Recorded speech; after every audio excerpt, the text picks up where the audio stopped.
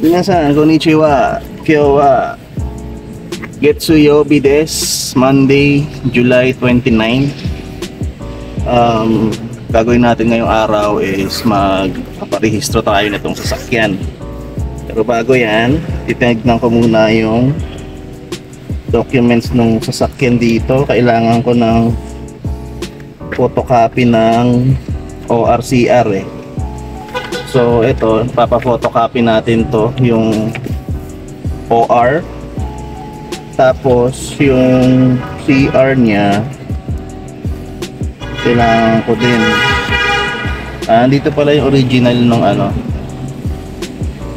Dito pala yung original nung ano, nung OR. OR nga ay no, original nga, original registration eh. So andito pala. Ano na yung pangalan ni Pig? Ayan. So ayan.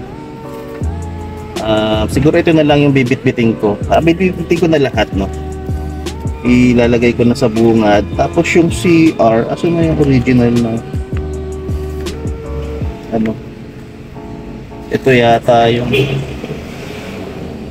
July 31 pala ako nagparehistro nun eh. Naabot ako ng 2,410. So mas maaga pa pala ako magpaparehistro ngayon, ano. Bitbitin na lang natin tong mga to.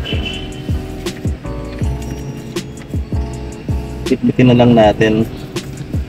Tapos dadali na natin tong sasakyan doon sa ano, doon sa meron kasi dyan eh yung parang accredited na pagpatinginan.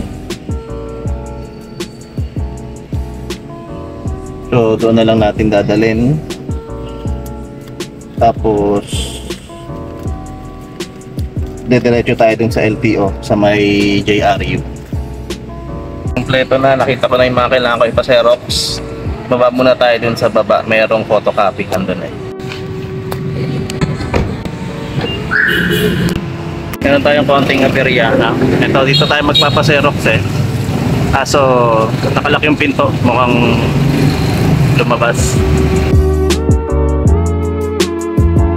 Silang doorbell, maano ko baka nandun lang sa loob. So wala eh, minsan may kita mo yung ulo nakausli dyan eh. A few minutes later, yung babaeng dumating, akala ko customer, tapos binunot niya sa bag niya, susi pala nung lock.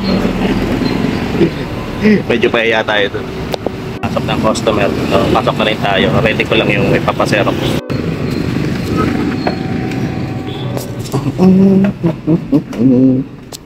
Kami na nakapagpa-xerox na tayo.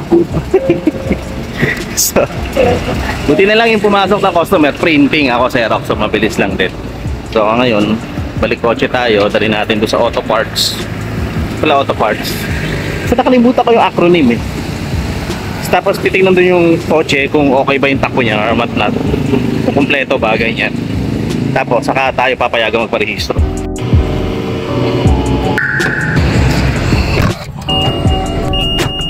Kung pupuntahan natin yung Autotech, first time mo akong magpapa-ano doon, no, magpapa-inspect, kasi usually ang ginagawa ko emission testing lang. Doon mismo na, katabi na mismo nung LTO. Kaso kailangan mo magpunta ng sobrang aga doon, no.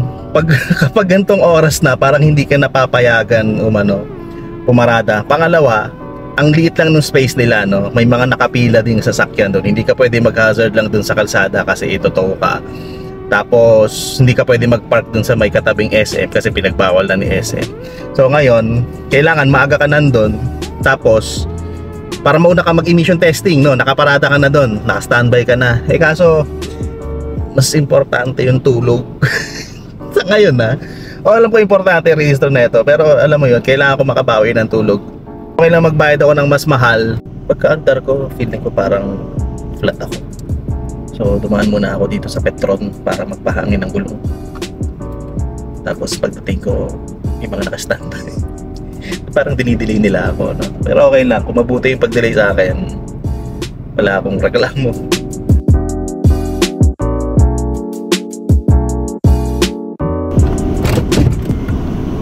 Daming tao. Saan ako pupunta? nakaparada. Inaang tao dito. Saan kaya? Pwede kaya dito?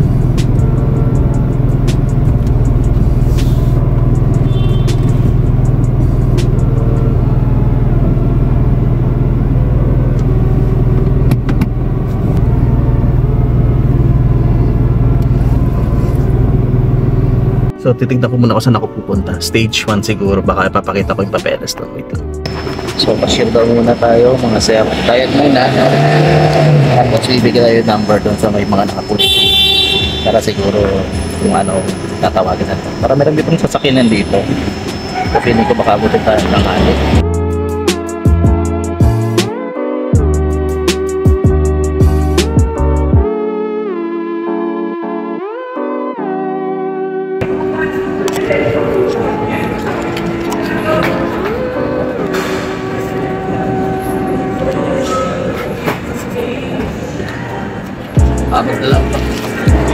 Pabayad na tayo, binigyan na tayo ng number. So bibigyan na natin yan dun sa technician. So 10, light vehicle 10, no? So pang ilan na kaya yung napunta sa light vehicle?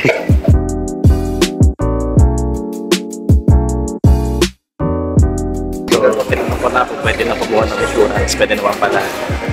So ayan, ito tayo siya para sa isang customer ako ng susunod. So para pagkatapos ma-inspect nung sasakyan, may insurance na tayo, pwede tayong lumarga kaagad doon sa sa LTO. Ito yung proseso nila, parang ganoon pa rin naman. Inspect, insurance, tapos pa-register. Pero lang pa rin. Pero ito mas maganda, mas maluwag. Tapos so, wala nga kang alam mo upuan, pero pwede kang tumambay katabi ng mga sasakyan mo kasi nga may parking area sila dito. Katulad doon sa isa. Kuha na tayo ng insurance. So kopya ko na to. Ito daw isasama dun sa result ng testing. Binalik naman sa akin yung ORCR. So ito luma na. So sasegregate na natin yan dito. Yung tinawag kanina is LV52 pa lang.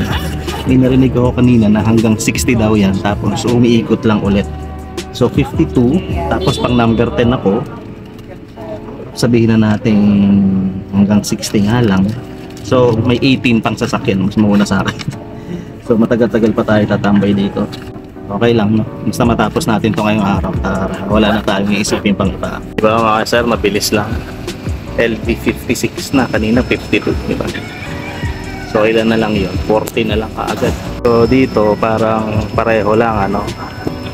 Piling ko mas mahal lang siya ng 250 kasi ang alam ko binabayaran namin doon sa emission testing doon sa may LTO na is 500 pero dito 750. Pero yung convenience naman nito, meron silang lounge, ganyan, may parking area, hindi mo kailangan gumising ng maaga. Maganda na yung ano dito, okay naman. So okay na yung bayad ka ng 250, mas convenient pa din. After almost 2.5 hours na paghihintay, yan, nakapasok na si Megatron dyan. Bilis na lang to, na. Pagka na-inspect na yan, hintayin na lang tawagan ulit, tapos diretso na tayo sa LP. So yan, nararaming na, balik na yung susi. Tapos dito na lang sa banda para hintayin natin tawagan yung yung pangalan o yung plate number natin. Na tayo mga sir. So okay na, punta na tayo sa LTO. Hindi na muna ako uuwi siguro. Ang gagawin ko papark ko na lang to sa marketplace, tapos maglalakad na lang ako pabalik. Mas madali yun. Kasi sa uwi ako papark tapos magpo-commute papunta, kaya mas maigi.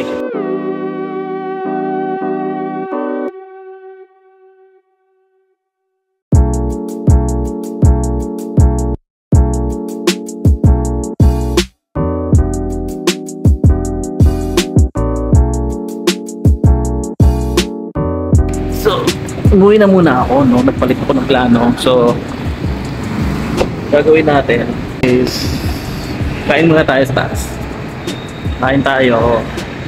Tapos, hindi na ako magkokotse papunta ng LTO. Minit ko na lang yung papers. Tapos, mag-jeep na lang ako papunta. Mas madali din yun, hindi ko kailangan maglakad ng malayo. Kasi, pwede ako bumaba mismo dun sa tapat eh. So, gutom na rin naman ako. Nung umalis ako, wala akong inain, wala akong sinubo, wala akong ininom. So, uminom lang ako ng isang basong tubig doon. So, sana pag ano ko na si Piglet, gising na. So, hindi ko alam kung gising na siya. Hindi siya sumasagot eh. Hindi rin niya nakikita yung mga messages ko. So, hindi natin. Bilis na, nakakain na tayo. Ito na yung gamit. Wala naman ako kailangan pirmahan doon or kung ano man. Wallet, nandito na. Nakalimutan ko na naman kung ano pambili ng gamot. So, ayun. Biyahe na tayo. Sana masikaso pa to. Sana tanggapin pa sa LTO. Hindi ko kasi alam kung pwedeng bukas na lang. Pero, syempre, mas maganda ngayon na. Tapusin mo na lahat ngayon, ano? Para tupakin ko na lang yung paghatid kay Piglet bukas. Kano pa?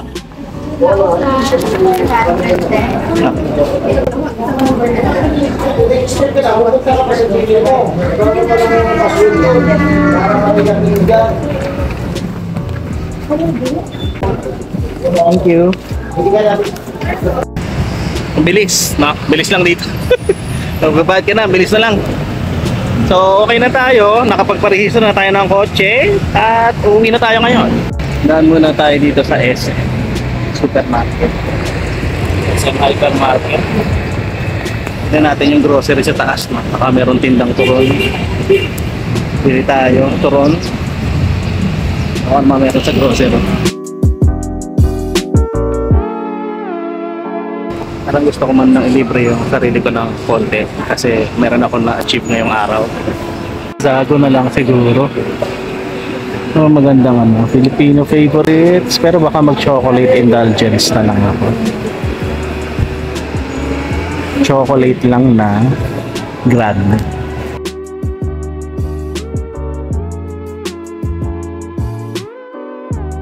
Awesome.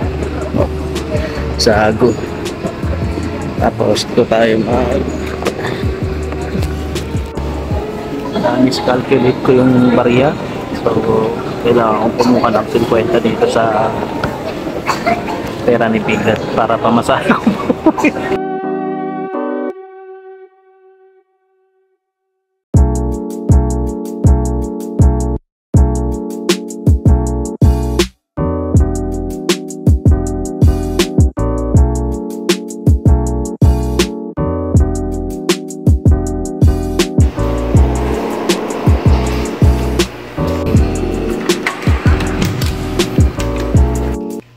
Si Piglet. Launa na. Kitin natin. Tugin muna tayo sa sapatos. Bili pa ako ng gamot niya eh. 3 gamot, 4 na gamot nung sinabi niya, hindi ko maalala yung isa. So tatanong natin kung ano yung isang gamot.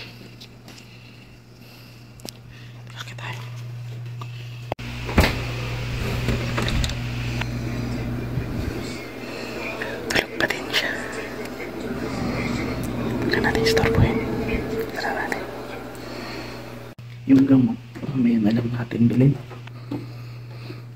Kagising niya para ma-confirm ko yung pang-4 kasi 3 packs lang ng balat yung nilagay ko sa ano eh, sa bag. Ano pa lang yung Obimax, yung Metformin RX, Normax. Tapos may isa pa, hindi ko maalala kung ano yung isa o yung dalawa. Ito yung nilabang ko, yung sinalang ko kanina, hindi pa rin tapos. Buti na lang basta na tayo sa kanya, no? So ito muna tayo.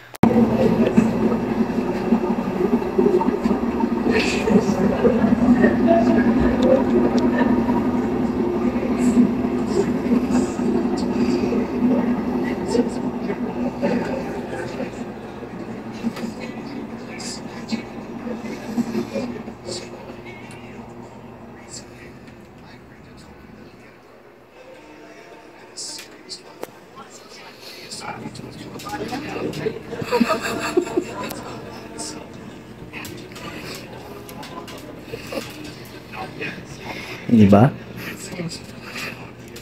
Parang same oras lang din ako natapos, pero hindi ako gumising ng maaga. Na bebe bebe. Walo na bebe bebe bebe.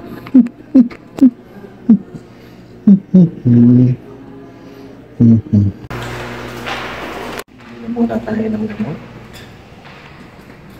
Ito yung gamot eh. Ayan.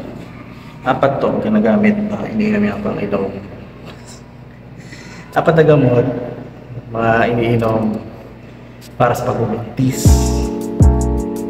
Yan. So,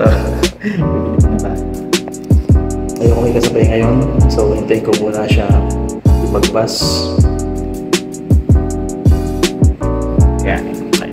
Pero mga malalapit na pharmacy dito. Yan, meron tayong Watson sa tapat.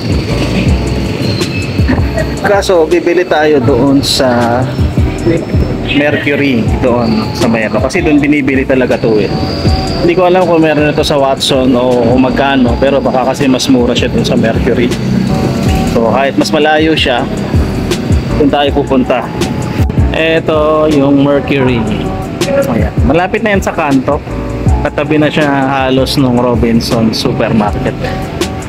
Pasok tayo. Ito na yan. Na. Just like that. Napalitan tayo ulit. Mas malamig naman sa bahay kaysa dito sa labas. Ito ko ulit tumingin ng lutong ulam dito sa kabila. Check natin kung ano yung meron. Naman, tatawid na naman tayo. Tapos pahirapan na naman. Ayan. Although wala naman tawiran talaga dito. So, ano na lang. Timing na lang. Ayan. Ayan na, okay lang naman yan. Hey! Ulam, kaya ulam. May lechong paksiw na naman. Parang-kare. Ano to? Ayoko yan, may sili.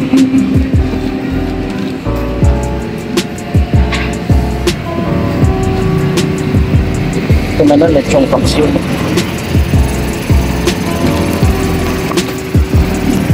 Adam dito, kalot.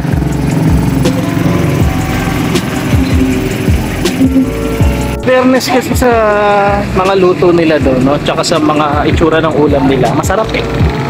Itong lechong paksiw, nung una ko to nakita, gusto ko nang bilhin to. Kaso nga, mas nakita ko yung menudo, isa sa mga paboritong ulam ko yun. So, talo siya.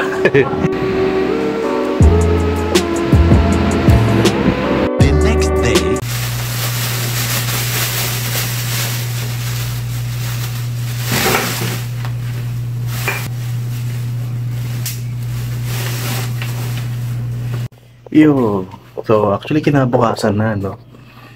Tapos na yung shift ko. Actually kanina pa ako nakauwi. Hindi na ako nakapag video nung mga bagay-bagay after ako magparehistro. Pero ayun, tapos na tayo sa trabaho. Gagawin ko na lang ngayon para tapusin yung araw ko is kailangan kong bumiling yelo, no? Kasi wala na kaming yelo. Siyempre si Piglet magdadala yan ng tubig. Pasok na siya mamaya eh. So magdadala yan ng tubig. Tapos siyempre kailangan may lamang yelo yung tubig niya. Kailangan ko malaking supot. So tignan natin kung pwede na ito.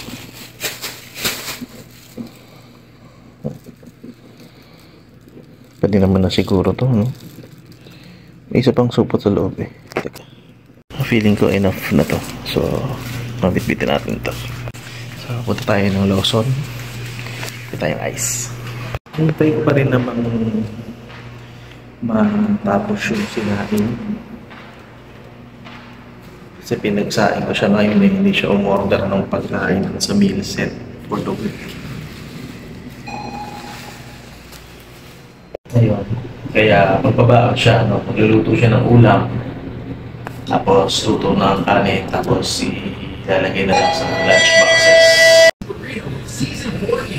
Mayroon pa. Mati na lang.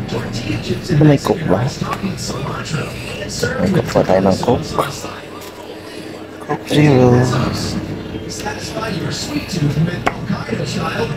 Tapos So tayo ng yelo. Yeah. Mga yelo na yelo.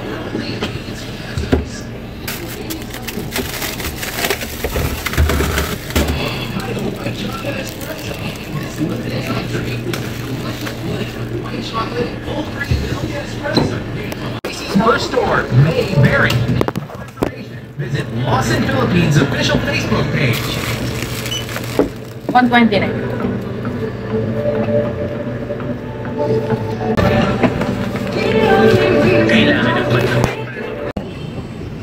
Kasya naman sila kaso feeling ko baka masisira yung sukat. Kailangan kong alalayan sa ilalim to.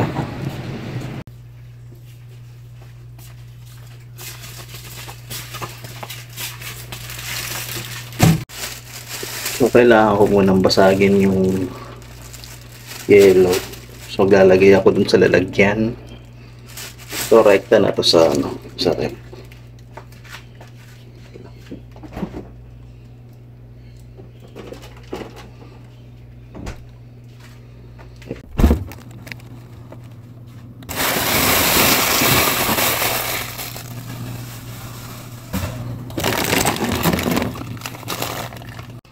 Hindi ko siya mabasag sa pader, baka kasi magising si Piglet.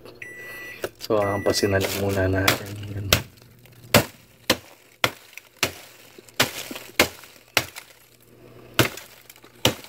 Yung ginagamit kong panghampas eh. Kasi yan.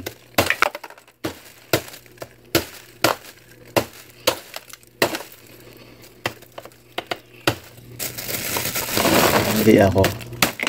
Binutas ko kaagad. Dapat di ko muna binutas.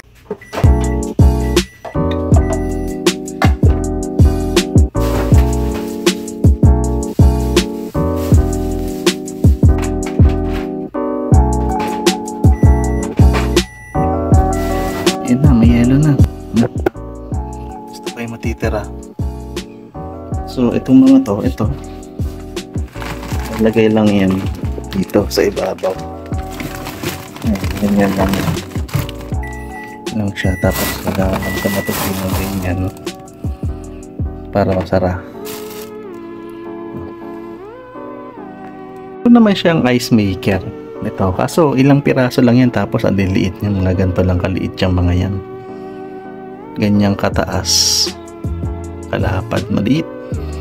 Kaya pa rin bumibili kami. Dati gumagawa kami ng ice, meron kami mga ice tray dyan, ubos yung tubig namin. Parang 3 jug yan ng 5 gallons, tapos ilan pa lang, ilang linggo pa lang, o siguro tama, linggo, 2 weeks, naubos ka agad yung 3 dahil kakagawa ng ice. And lakas din namin sa ice.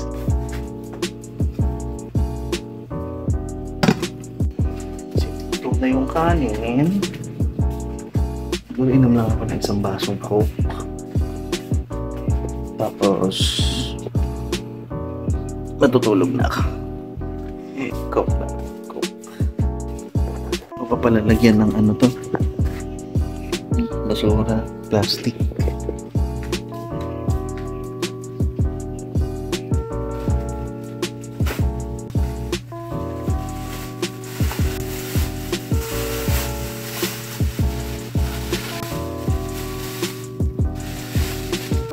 Set na.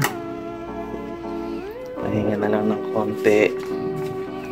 Yung neto nood TV. Siguro kahit hanggang alas 8. Tapos, tutulog na ako.